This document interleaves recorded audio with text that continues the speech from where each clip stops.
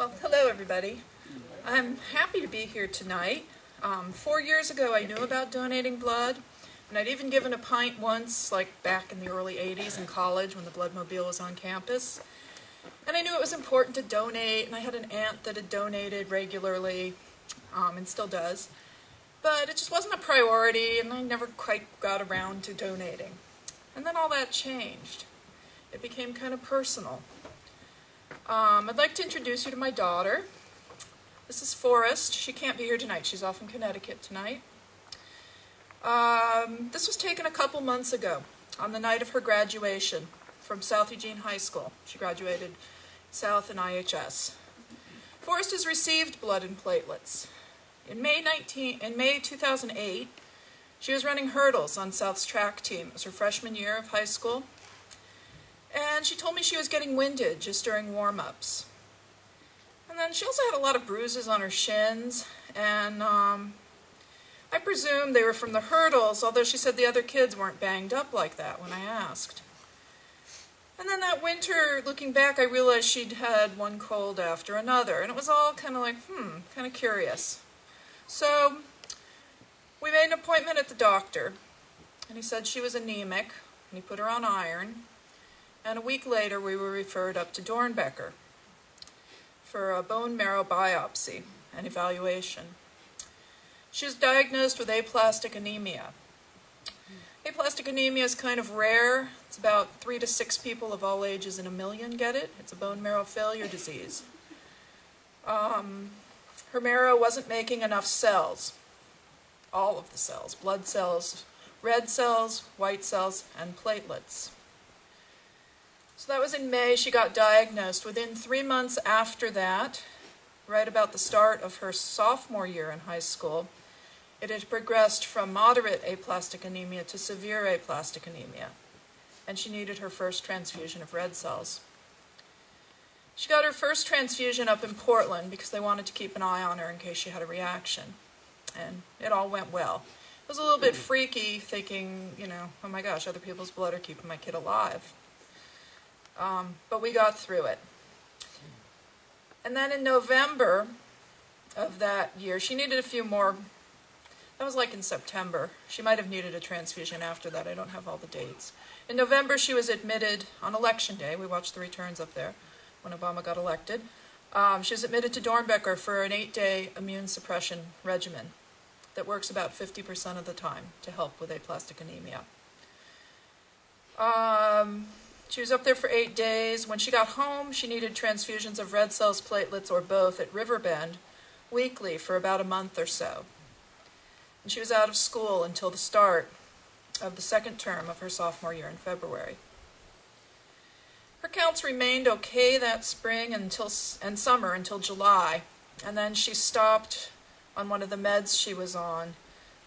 She stopped giving herself this daily shot of filgrastim, which is a blood cell booster. You can't stay on it forever. And then her counts slowly started to go down after that.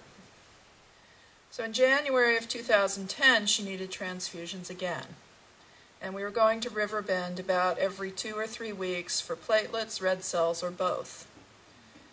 In March of 2010, her doctor said she needed a bone marrow transplant.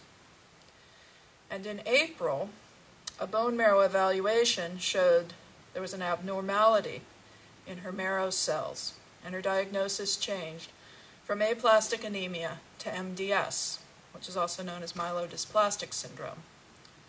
Now, 3 to 6 in a million people get aplastic anemia. 5 to 10% of those 3 to 6 in a million go on to become MDS. And MDS in kids is rare. It's usually seen in people over 60.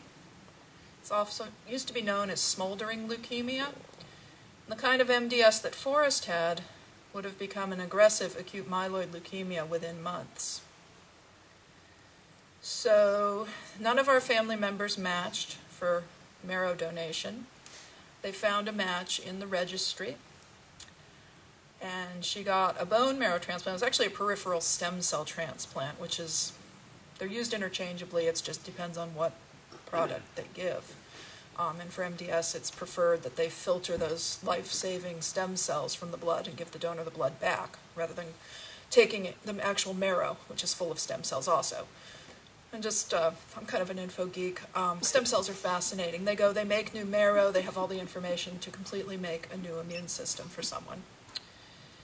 And this is what happened from her donor. He was across the ocean somewhere, we don't know where. He was 38 years old, maybe he's 39 now. He's like my twin son, you know, they're HLA matched. And in another year we get to learn more about him. And while waiting for his stem cells to make the new marrow so Forrest could make her own blood, she got transfusions sometimes daily. Mostly up in Portland at this point.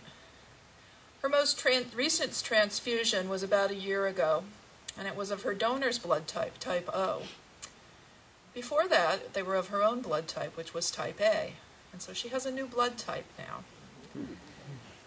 And she also has XY chromosomes on her blood from her change in marrow, which is kind of fascinating. It's like CSI material. So just a little info geek fact there. Anyway, Forrest was able to go back to school to her senior year this May. She received home instruction while she was out of school. We were in Portland until November, and she was able to keep up with her studies and continue with home instruction and graduate on time. She graduated with her class with honors, and she's going to be attending OSU in the fall, majoring in nutrition and health sciences, and she plans to go on to med school. She's a very determined girl. We had our one-year checkup just recently, and I say our because I've been right there with her the whole time. And she's all good. We don't have to go back to Dornbecker for a year. She needs blood counts once a season, every 3 months, and it's all going really well. She had a total of 39 units of red cells. 8 of those were at Riverbend, and the rest were up in Portland when she was inpatient. And she had 33 units, or 42 units of platelets. 9 of those were at Riverbend, and the rest were in Portland. And all of these were absolutely necessary to keep her alive. And I'm deeply grateful. Thank you all.